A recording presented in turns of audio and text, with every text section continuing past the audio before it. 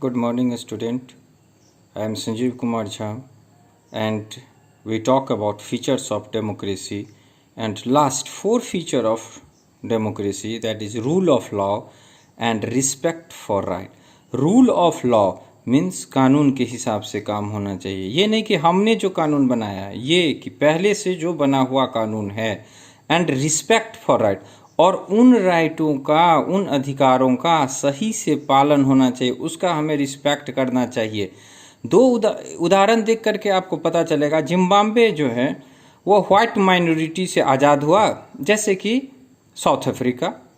कब? 1980 में. और वहाँ पे कौन है? जानू पीएफ पार्टी, उसके लोकप्रिय लीडर का नाम है रॉबर्ट मुगाबे. ये आज़ादी के समय से ही बहुत लोकप्रिय नेता हुए. इलेक्शन हुआ और हर बार ये जीतते थे मुगाबे. उसके बाद क्या हुआ कि ये जीतते थे कब से? 1980 से लगातार इनकी पार्टी बनी हुई रहती थी. लेकिन ये क्या करते थे? कुछ अनफेयर काम भी क्या करते थे इलेक्शन में जीतने के लिए. वो कई बार कॉन्स्टिट्यूशन में ही बदलाव कर देते थे. यहाँ पे मैंने बताया रूल ऑफ लॉ. यहाँ क्या किया?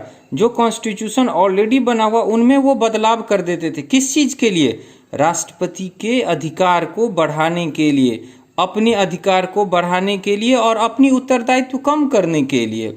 वो क्या करते थे? एक ऐसा लॉ भी बनाए जिसमें कि लोगों को प्रेसिडेंट का अवहेलना करने पे, क्रिटिसाइज करने का अधिकार बहुत सीमित हो गया. वहाँ पे अपोजिशन पार्टी, पब्लिक प्रोटेस्ट, इस सब को ज़्यादा अधिकार नहीं था. टीवी और रेडियो मतलब मीडिया पे भी सरकार का अधिकार था. कोर्ट के जजमेंट को कई बार बदला गया था. तो पॉपुलर गवर्नमेंट है. क्यों? क्योंकि ये आज़ादी के समय से काम कर रहे थे. लेकिन अब क्या हो गए? ये अनडेमोक्रेटिक हो गए. ठीक है. अब देखिए, एक डेमोक्रेटिक गवर्नमेंट में हमेशा होना चाहिए लोगों के पास क्या होना चाहिए? Basic right of citizen. और लोगों को स्वतंत्र सोच के लिए हमेशा तत्पर रहना चाहिए, या सरकार की इस तरह की गतिविधियां नहीं होनी चाहिए. ओपिनियन देने के लिए, अपने आप को संगठन बनाने के लिए, एसोसिएशन बनाने के लिए, प्रोटेस्ट करने के लिए और अदर पॉलिटिकल एक्शन करने के लिए हमेशा स्वतंत्रता है. लेकिन यहाँ पे जिम्बाब्वे में इस तरह की बात नहीं दिखाई दे रही है. पीएफ पार्टी जो है वो इन सब पे कंट्रोल करके रखा हुआ है. उसके बाद आइए, democratic government can be undemocratic because, अब इसलिए कि हमने चुनाव जीता है इसीलिए हम जो हैं वो जो करेंगे वो ठीक है, ये नहीं, ये डेमोक्रेसी नहीं बोलता है.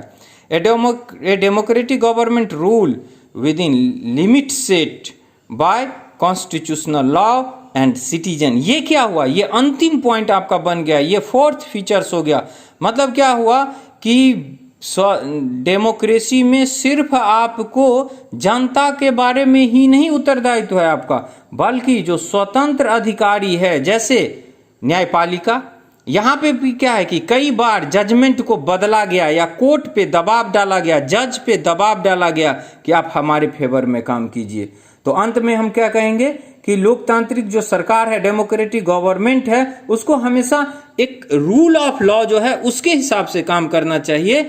और उन नागरिक के लिए जो अधिकार बना हुआ है, जो लाइन, बॉर्डर लाइन है, उसको कभी क्रॉस नहीं करना. ये नहीं कि अपनी सुरक्षा के लिए हम उसमें बदलाव कर देंगे.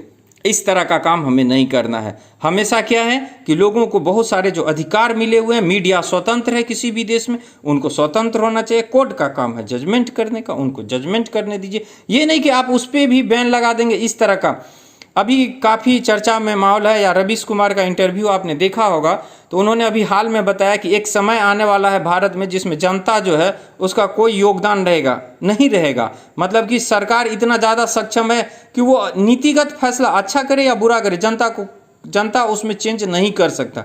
तो ऐसा नहीं होना चाहिए. डेमोक्रेटिक का स्वरूप बदल जाएगा. इसीलिए इन उदाहरणों को देख करके हम अब बता सकते हैं कि डेमोक्रेटिक गवर्नमेंट कैसा होना चाहिए.